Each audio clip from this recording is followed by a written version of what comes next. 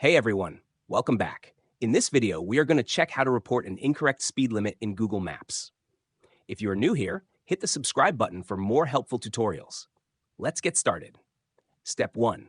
Open the Google Maps app on your phone or use Google Maps on a desktop. Step 2. Tap your profile picture in the top right corner or open the left side menu. Step 3. Select Help and Feedback. Step 4. Tap Edit the Map. Step 5. Choose the option about the map. Tap Get Started. Then tap Report an Issue and select Other. Step 6. Type your feedback and describe the issue. Step 7. Provide the correct speed limit in the text box.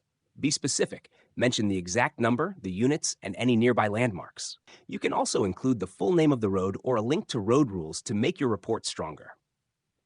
Step 8. Finally, tap Submit to send your feedback to Google.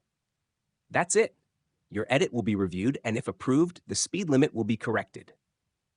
Thanks for watching. Don't forget to like this video and subscribe for more quick tutorials.